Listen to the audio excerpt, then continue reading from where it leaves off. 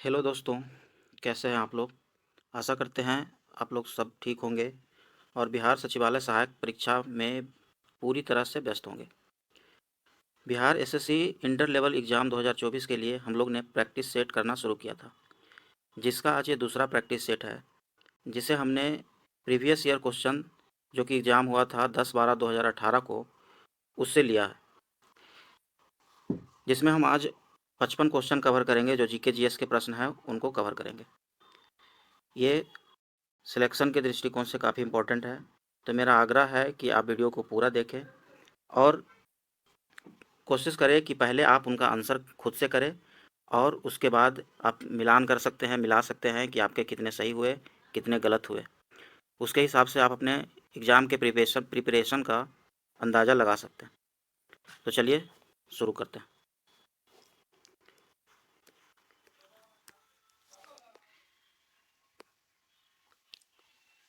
पहला क्वेश्चन है, किस पंचवर्षीय योजना का मुख्य उद्देश्य तीव्र और अधिक समावेशी वृद्धि है? क्वेश्चन है, किस पंचवर्षीय योजना का मुख्य उद्देश्य तीव्र और अधिक समावेशी वृद्धि है? पंचवर्षीय योजना के बारे में आपको पता ही होगा। पंचवर्षीय योजना 5 साल पे होता है। तो पहला ऑप्शन है इसका 12वीं पंचवर्षीय योजना, दूसरा है 10वीं पंचवर्षीय योजना, तीसरा है 11वीं पंचवर्षीय योजना, चौथा 9वीं पंचवर्षीय योजना। तो इसका सही आंसर है 11वीं पंचवर्षीय योजना। यानी 11वीं पंचवर्षीय योजना का मुख्य उद्देश्य था तीव्र और अधिक समावेशी वृद्धि। इसको बॉम्बे प्लान के नाम से भी जाना जाता है। बॉम्बे प्लान के नाम से भी जाना जाता है। तो क्वेश्चन ये भी आ सकते हैं कि किस पंचवर्षीय योजना को बॉम्बे प्लान के रूप में जाना जाता है? तो 11वीं पंचवर्षीय योजना।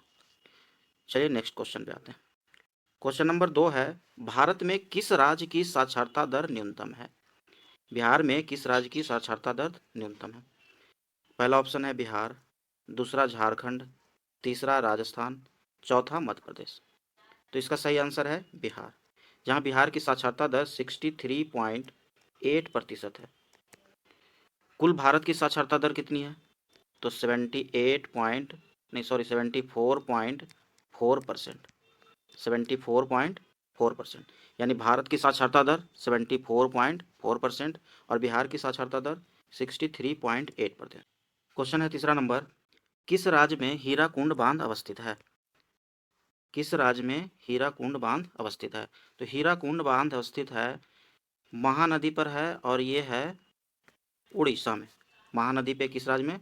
उड़ीसा में। तो इसका सही आंसर क्या हो जाएगा? उड़ीसा। नेक्स्ट क्वेश्चन पे आते हैं। किस देश ने महिला हॉकी एशिया कप 2017 जीता? तो ये उस समय का करंट क्वेश्चन था, करंट का क्वेश्चन था, तो इसे याद करने का तो कोई ज़्यादा बेनिफिट नहीं है। पांचवा क्वेश्चन है, दीनबंधु सार्वजनिक सभा की स्थापना किसके द्वारा की गई थी? दीनबंधु सार्वजनिक सभा की स्थापना किसके द्वारा की गई थी? B.R. अम्बेडकर, गोपाल कृष्ण गोखले, महादेव गोविंद रानाडे या ज्योतिबा फुले? तो इसका सही आंसर हो जाएगा ज्योतिबा फुले। तो दीनबंधु सार्वजनिक सभा की स्थापना किसने किया? ज्योतिबा फुले ने। नेक्स्ट क्वेश्चन पे आते हैं। Collection choice and social welfare किसके द्वारा लिखी गई थी? Collection choice and social welfare किसके द्वारा लिखी गई थी? अरविंद पनगड़िया, बिमल जलान, अमर्त्य सेन या जगदीश भागवती? तो इसका सही आंसर हो जाएगा अमर्त्य सेन। क्या हो जाएगा सही answer? Amartya Sen. Next question पे आते हैं। इंडिया विजन 2020, इंडिया विजन 2020 किसके द्वारा तैयार किया गया था? इंडिया विजन 2020 किसके द्वारा तैयार किया गया? पहला अशोक चंद्रा, प्रणब मुखर्जी, सुखमाय चक्रवर्ती, श्याम प्रसाद गुप्ता? तो इसका सही आंसर हो जाएगा श्याम प्रसाद गुप्ता। नेक्स्ट क्वेश्चन पे आते हैं। मदर टेरेसा अवार्ड 2017 किसको दिया गया है? तो ये भी उस समय का करंट क्वेश्चन है, तो इसको ज़्यादा याद करने की अभी ज़रूरत नहीं है। इसके जगह पे आप लोग करंट, अभी का जो करंट है 2022 2023, ये याद कर सकते हैं। चलिए नेक्स्ट क्वेश्चन पे आते हैं। वैसे इसका आप याद रख सकते हैं, इसका सही आंसर था UNHRC, जिसका फुल फॉर्म तो याद रख ही सकते हैं, UNHRC। इसका फुल फॉर्म होता है United nation human right council. United nation human right council, United nation human right council. Next question पे आते हैं। संगम योजना संबंधित है। संगम योजना किससे संबंधित है? पहला ऑप्शन है ग्रामीण क्षेत्रों में कृषि मेला से, ग्रामीण क्षेत्रों में अल्पसंख्यकों से, ग्रामीण क्षेत्रों में सांस्कृतिक गतिविधियों से, ग्रामीण क्षेत्रों में विकलांगों से। तो इसका सही आंसर हो जाएगा ग्रामीण क्षेत्रों में विकलांगों से। संगम योजना का संबंध किससे है? तो विकलांगों से। नेक्स्ट क्वेश्चन पे आते हैं। आदि इतिहास खालिस्तान और इतिहास के बीच के अवधि है जिसके लिए हमारे पास बहुत कम लिखित रिकॉर्ड है। आदि इतिहास और इतिहास, इसके बीच आते हैं प्राग इतिहास। क्या आते हैं इसके बीच में? प्राग इतिहास। इसके बारे में जान लेते हैं। इतिहास होता है जो कि पूर्ण तरीके से लिखा हुआ है, उसको इतिहास बोलते हैं। आदि इतिहास मतलब कि कुछ कुछ चीज़ें लिखी हुई मिलती है, कुछ कुछ चीज़ें नहीं मिलती है। प्राग इतिहास होता है बिल्कुल जिसके बारे में कुछ भी लिखा हुआ नहीं हो, कुछ भी लिखा हुआ नहीं हो, वो किसके अंतर्गत आता है? प्राग इतिहास के अंतर्गत आता है। नेक्स्ट क्वेश्चन पे आते हैं। पद्म विभूषण अवार्ड 2018 से किसे सम्मानित किया गया है? तो ये भी उस समय का करंट क्वेश्चन है। 2018 में चूंकि एग्जाम हुआ था तो उस समय का ये करंट क्वेश्चन है। तो इससे आप ये अंदाज़ा लगा सकते हैं कि करंट अफेयर्स 2017 2018 का पूछा गया था। इस हिसाब से अगर एग्ज़ाम अभी 2024 में होंगे तो करंट अफेयर्स कहाँ से आ सकते हैं? 2023 2022, ये दोनों साल का आपको देखना पड़ेगा। करंट अफेयर्स के लिए भी अलग से क्लास लाएंगे, फिलहाल इसको करते हैं। पूर्ण सूर्य ग्रहण कब घटित होता है? पूर्ण सूर्य ग्रहण कब घटित होता है? अमावस्या को। पूर्ण सूर्य ग्रहण कब घटित होता है? अमावस्या को होता है। और चंद्र ग्रहण कब घटित होगा? चंद्र ग्रहण कब घटित होगा? चंद्र ग्रहण घटित होगा पूर्णिमा के दिन। चंद्र ग्रहण कब घटित होगा? पूर्णिमा के दिन। इसके बारे में थोड़ा सा जानते हैं। सूर्य ग्रहण कब होता है? सूर्य ग्रहण होने के लिए एक कंडीशन होना चाहिए, क्या? तो पृथ्वी यानी अर्थ, मून और सन, ये तीनों एक सिद्ध में होने चाहिए। पृथ्वी यानी अर्थ, मून और सन तीनों एक सिद्ध में होते हैं, तब कौन सा ग्रहण लगता है? सूर्य ग्रहण। सूर्य ग्रहण में होता क्या है? तो सूर्य और अर्थ के बीच में जब चंद्रमा आ जाता है तो सूर्य की प्रकाश पृथ्वी तक नहीं आ पाती है, या ये कह ले कि पृथ्वी से सूर्य दिखाई देना बंद हो जाता है इसके बीच में आने से, जिसके वजह से कौन सा ग्रहण लग जाता है? सूर्य ग्रहण लग जाता है। इसको आप ऐसे रख सकते हैं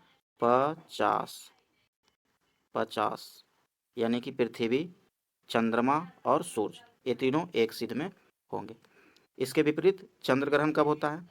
तो चंद्र ग्रहण में कौन सा बीच में आ जाएगा? चंद्र ग्रहण में बीच में आ जाएगा पृथ्वी, चंद्रमा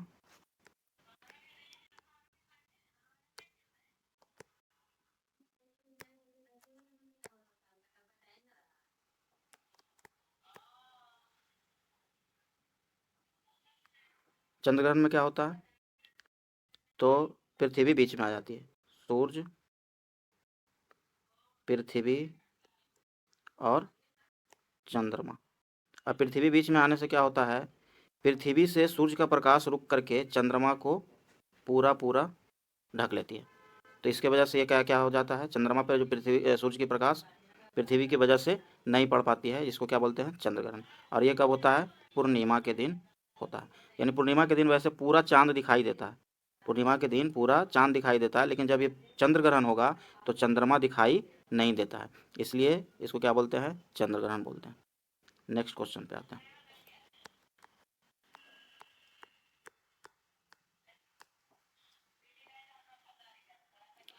गोल्डन सिटी के रूप में कौन प्रसिद्ध है? गोल्डन सिटी के रूप में कौन प्रसिद्ध है? Jaisalmer, Perth, Johannesburg, Sao Paulo. तो गोल्डन सिटी के रूप में प्रसिद्ध है जैसलमेर। इसका सही आंसर क्या हो जाएगा? जैसलमेर। एक गोल्डन टेम्पल है, कन्फ्यूजन नहीं मत करिएगा। गोल्डन टेम्पल, जो गोल्डन टेम्पल कहाँ है? अमृतसर में। गोल्डन टेम्पल कहाँ है? अमृतसर में। नेक्स्ट क्वेश्चन पे आते हैं। किस राज्य में सर्वप्रथम पंचायती राज की शुरुआत की गई थी? पंचायती राज की शुरुआत किस राज्य में की गई थी? पहला ऑप्शन आंध्र प्रदेश, दूसरा पश्चिम बंगाल, आंध्र प्रदेश, पश्चिम बंगाल, राजस्थान, मध्य प्रदेश। तो इसका सही आंसर हो जाएगा राजस्थान, और राजस्थान के नागौर जिला में। कौन सा जिला में? नागौर जिला में। चलिए नेक्स्ट क्वेश्चन पे आते हैं। हमीदा बानो बेगम की माँ थी।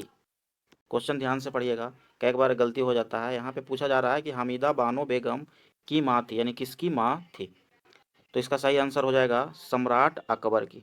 हमीदा बानो बेगम किसकी माँ थी? सम्राट अकबर की। अगर क्वेश्चन यही पूछता हमीदा बानो बेगम किसकी पत्नी थी, तो सम्राट हुमायूं की, यानी हुमायूं की पत्नी, सॉरी हुमायूं की पत्नी, अकबर की माँ, सॉरी हाँ अकबर की माँ और हुमायूं की पत्नी थी। नेक्स्ट क्वेश्चन पे आते हैं। पर्यावरण संबंधी प्रदर्शन सूचकांक ईपीआई कब प्रकाशित किया गया है? प्रथम पर्यावरण संबंधी सूचकांक कब प्रकाशित किया गया है? तो इसका सही आंसर हो जाएगा 2004 में। पर्यावरण संबंधी प्रथम सूचकांक कब प्रकाशित की गई है? 2004 में। नेक्स्ट क्वेश्चन पे आते हैं। नेक्स्ट क्वेश्चन है, राष्ट्रीय मानवाधिकार आयोग की स्थापना कब हुई? राष्ट्रीय मानवाधिकार आयोग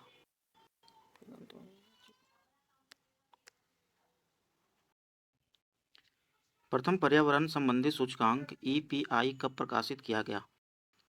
2008 पहला ऑप्शन, 2008, 2002, 2001, 2004। तो प्रथम पर्यावरण संबंधी सूचकांक ईपीआई 2002 में प्रकाशित किया गया। नेक्स्ट क्वेश्चन पे आते हैं। राष्ट्रीय मानवाधिकार आयोग की स्थापना कब हुई थी? राष्ट्रीय मानवाधिकार आयोग की स्थापना कब हुई थी? तो इसका सही आंसर है 1993। राष्ट्रीय मानवाधिकार आयोग की स्थापना कब हुई थी? 1993। इसका मुख्यालय कहाँ है? न्यू दिल्ली। मुख्यालय कहाँ है? न्यू दिल्ली। नेक्स्ट क्वेश्चन है, डुंगेश्वरी पहाड़ियाँ कहाँ स्थित है? डुंगेश्वरी पहाड़ियाँ कहाँ अवस्थित है? डुंगेश्वरी पहाड़ियाँ कहाँ अवस्थित है?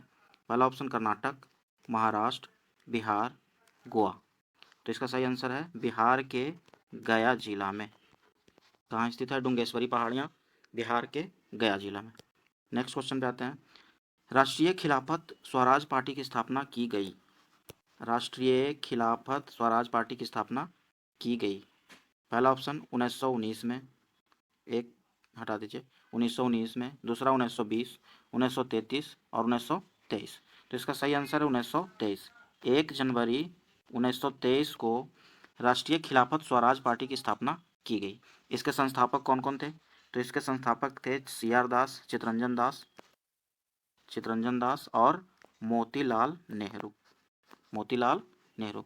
तो राष्ट्रीय खिलाफत स्वराज पार्टी की स्थापना कब की गई? 1 जनवरी 1923 को। किसने किया? CR दास और मोतीलाल नेहरू ने। नेक्स्ट क्वेश्चन, भूटान की मुद्रा क्या है? भूटान की मुद्रा क्या है? पहला डॉलर, दूसरा भूटानी डॉलर, तीसरा भूटानी रुपया, चौथा निगुल्ट्रम। तो इसका सही आंसर क्या है? निगुल्ट्रम। 4 नंबर। नेक्स्ट क्वेश्चन पे आते हैं। गौल देश का नया नाम क्या है? गौल देश का नया नाम क्या है? गौल देश का नया नाम फ्रांस है। गौल देश का नया नाम क्या है? France. Next question, NITI Aayog का पूरा नाम क्या है? काफ़ी इंपॉर्टेंट क्वेश्चन है। नीति आयोग का पूरा नाम क्या है? तो national institution for transforming India, national institute for transforming India, national institution for transparent India, national institution for turning India. सारे ऑप्शन एक जैसे ही बनाया है, बिल्कुल सिमिलर सिमिलर सा। तो इसका सही आंसर है national institution for transforming India. नीति का फुल फॉर्म क्या हो जाता है? National institution for transforming India. इसका गठन कब हुआ? तो 1 जनवरी 2015। कब हुआ? 1 जनवरी 2015। 2015 से ये पहले ये जाना जाता था योजना आयोग के नाम से। किसके नाम से? योजना आयोग। अब यह किसके नाम से जाना जाता है? नीति आयोग। इसके अध्यक्ष कौन होते हैं? इसके अध्यक्ष होते हैं PM, प्रधानमंत्री। योजना आयोग के अध्यक्ष कौन होते हैं? प्रधानमंत्री। अभी फिलहाल में इसके उपाध्यक्ष कौन है? इसके उपाध्यक्ष कौन है बताइए? सुमन बेरी। कौन है? सुमन बेरी। इसके उपाध्यक्ष अभी वर्तमान में कौन है? सुमन बेरी। चलिए नेक्स्ट क्वेश्चन पे आते हैं। सतत विकास लक्ष्य के अंतर्गत कितने लक्ष्य निर्धारित किए गए हैं? सतत विकास लक्ष्य के अंतर्गत कितने सतत विकास लक्ष्य के अंतर्गत कितने लक्ष्य निर्धारित किए गए हैं? 21, 16, 17, 19। तो इसका सही आंसर है 17। इसका सही आंसर क्या हो जाएगा? 17। नेक्स्ट क्वेश्चन में आते हैं। भारत में वर्ष 2015-16 में आलू का तीसरा सबसे बड़ा उत्पादक राज्य कौन सा है?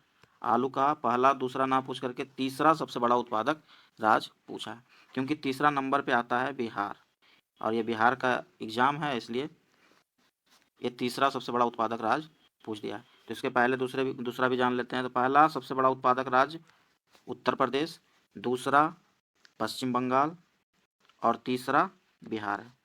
विश्व में अगर पूछा जाए कि आलू सबसे ज़्यादा उत्पादन कहाँ होता है, तो वो होता है चीन में। चलिए नेक्स्ट क्वेश्चन पे आते हैं। धार्मिक जनसंख्या 2011 के अनुसार भारत में लिंगानुपात किस धर्म में सबसे अच्छा है? भारत में लिंगानुपात किस धर्म में सबसे अच्छा है? धर्म की संख्या नहीं पूछ रहा है और लिंगानुपात पूछा जा रहा है। पहला ऑप्शन है मुस्लिम, दूसरा है हिंदू, तीसरा है ईसाई, चौथा है जैन। तो इसका सही आंसर है ईसाई, यानी सबसे अच्छा लिंगानुपात किस धर्म में है? ईसाई में है। नेक्स्ट क्वेश्चन पे आते हैं। भारतीय स्वतंत्रता आंदोलन के दौरान मुस्लिम लीग के द्वारा मुक्ति दिवस कब मनाया गया? मुक्ति दिवस कब मनाया गया? पहला ऑप्शन 22 अक्टूबर 1940, 22 अक्टूबर 1939, 22 दिसंबर 1939, 22 दिसंबर 1931। सही आंसर क्या है इसका? 22 दिसंबर 1939। ये उस समय मनाया गया था जब द्वितीय विश्व युद्ध चल रहे थे। द्वितीय विश्व युद्ध के दौरान कांग्रेस को ये जो भेजे जा रहे थे भारतीय को द्वितीय विश्व युद्ध में लड़ने के लिए, तो उस समय अ, अंग्रेजों ने इसके लिए मना कर दिया था, और उसी दिन मोहम्मद अली जिन्ना ने ये मनाने का घोषणा किया। क्या? तो मुक्ति दिवस के रूप में, मुक्ति दिवस के रूप में मनाया कुछ। Next question.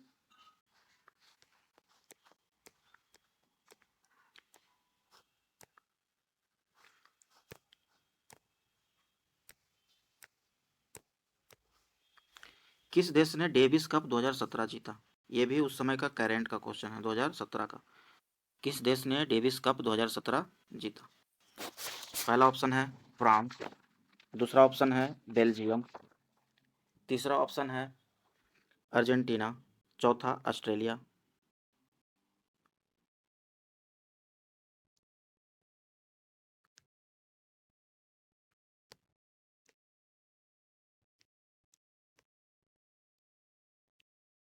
किस देश ने डेविस कप 2017 जीता? ये उस समय का करेंट का क्वेश्चन है, करेंट का क्वेश्चन है, तो कुछ ज़्यादा इंपॉर्टेंट है नहीं, फिर भी जान लेते हैं। किस देश ने डेविस कप 2017 जीता? तो सही आंसर है फ्रांस। नेक्स्ट क्वेश्चन पे आते हैं। पृथ्वी से सूर्य की अधिकतम दूरी क्या है?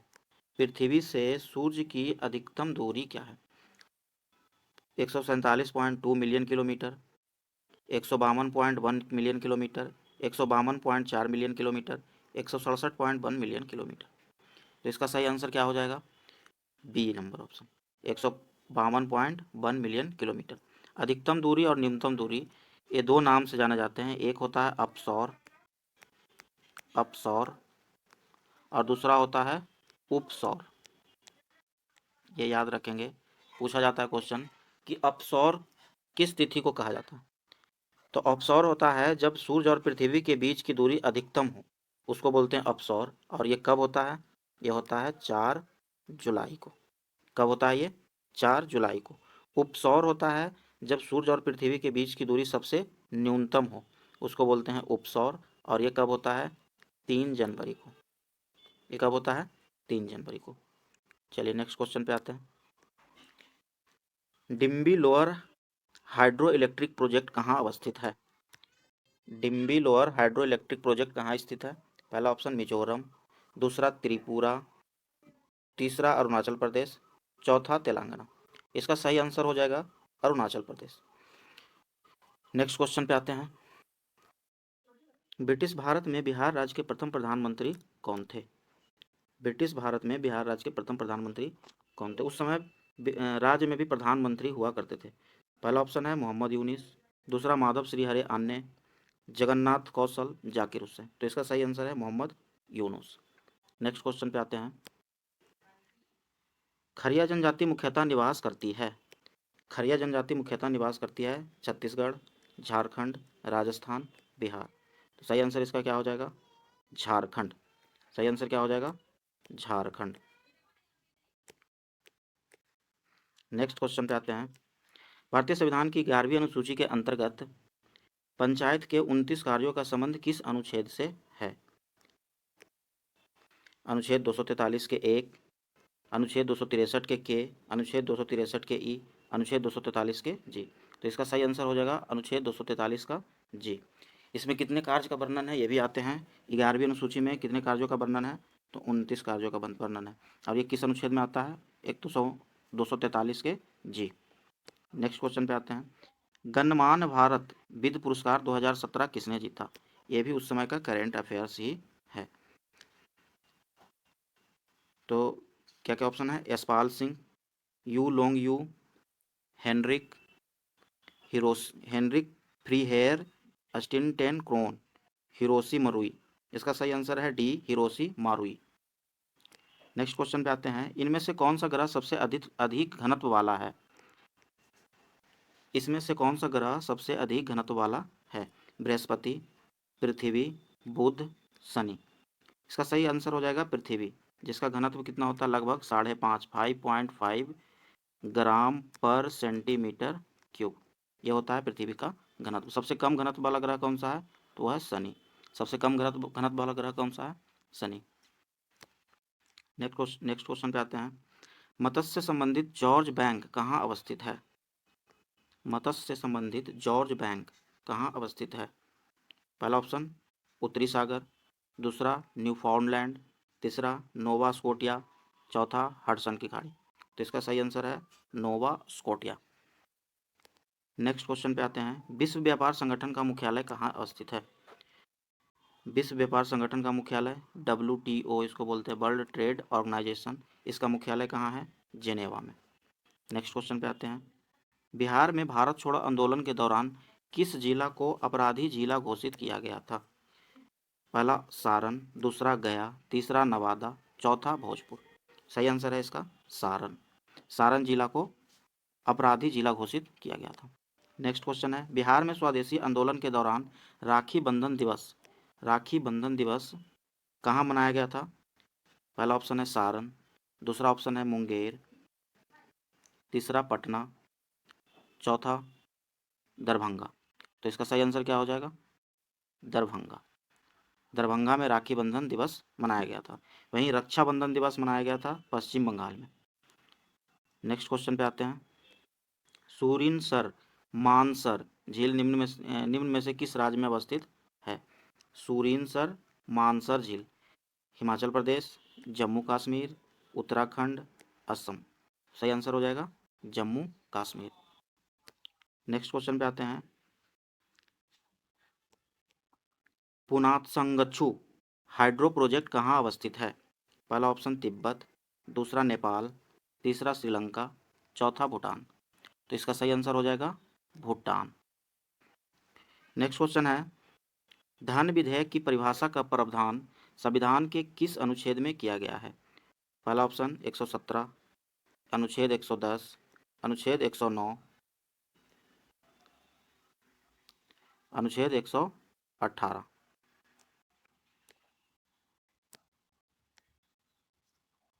अनुच्छेद 118 सॉरी 108। तो इसका सही आंसर है अनुच्छेद 110।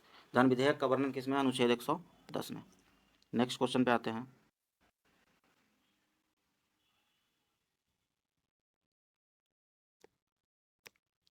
बिहार के वित्त मंत्री को कौन नियुक्त करता है? बिहार के वित्त मंत्री को कौन नियुक्त करता है? पहला ऑप्शन है राज्यपाल, दूसरा विधानसभा के अध्यक्ष, विधान परिषद के अध्यक्ष, मुख्यमंत्री। तो वित्त मंत्री को कौन नियुक्त करता है? राज्यपाल। राज्यपाल की नियुक्ति कौन करता है? राष्ट्रपति। और बाकी जितने भी मंत्री होते हैं उसको मुख्यमंत्री की सिफारिश पर कौन नियुक्त करेगा? राज्यपाल नियुक्त करेगा। Next question. एडसेट प्रक्षेपित किया गया है, कब प्रक्षेपित किया गया? एडसेट कब प्रक्षेपित किया गया है? पहला ऑप्शन है 2010 में, दूसरा 2009 में, 2002 में या 2004 में। सही आंसर हो जाएगा 2004। एडसेट कब प्रक्षेपित किया गया है? 2004 में। अगला क्वेश्चन है। ट्रांस कैनेडियन हाईवे जोड़ती है किसको किसको? सेंट जॉन सिटी से वैंकूवर को, सेंट जॉन सिटी से मॉन्ट्रियल को, टोरंटो से वैंकूवर को, वैंकूवर से टोरंटो को। सही आंसर हो जाएगा सेंट जॉन सिटी से वैंकूवर को जोड़ती है। नेक्स्ट क्वेश्चन, जर्मनी और फ्रांस की सीमा रेखा क्या कहलाती है? या जर्मनी और फ्रांस की सीमा रेखा को क्या कहा जाता है? तो जर्मनी और फ्रांस की सीमा रेखा को कहा जाता है मैगिनॉट रेखा। जर्मनी और फ्रांस के सीमा रेखा को क्या कहा जाता है? मैगिनॉट रेखा। हिंडनबर्ग कहाँ कहाँ की है? तो हिंडनबर्ग है जर्मनी और पोलैंड, जर्मनी और पोलैंड। डुरंड रेखा कहाँ कहाँ का है? डुरंड रेखा है अफगानिस्तान और पाकिस्तान। पहले यह भारत और अफगानिस्तान के पास था, अफगानिस्तान के बीच था। जब भारत पाकिस्तान विभाजन हो गया तो यह पाकिस्तान और अफगानिस्तान के बीच है। ओर्डनिस रेखा, ओर्डनिस रेखा भी किसके किसके बीच है? जर्मनी और पोलैंड के बीच में है। नेक्स्ट क्वेश्चन, वर्तमान में भारत के सर्वोच्च न्यायालय में न्यायाधीशों की संख्या कितनी निर्धारित की गई है? तो वर्तमान में ये 34 है, लेकिन चूंकि 2018 की बात है तो उस समय 31 था। उस समय कितना था? 31। तो वर्तमान में अगर अब पूछा जाए तो कितने होंगे? 34। नेक्स्ट क्वेश्चन पे आते हैं, स्वतंत्रता के बाद भारत में प्रथम प्रौद्योगिकी नीति कब घोषित की गई? स्वतंत्रता के बाद प्रथम औद्योगिकी नीति कब घोषित की गई? 1969, 1977, 1956, 1948। तो सही आंसर है 1948। नेक्स्ट क्वेश्चन है, समुद्री चूहिया के रूप में जानी जाती है?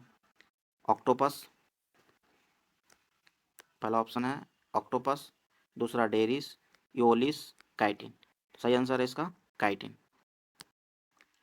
नेक्स्ट क्वेश्चन है, किस देश ने फेडरेशन कप 2017 जीता?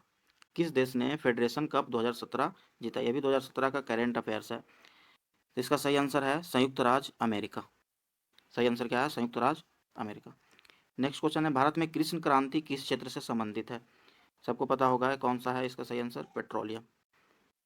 नेक्स्ट क्वेश्चन पे आते हैं, भारत में सर्वप्रथम राष्ट्रपति शासन कब लागू किया गया था?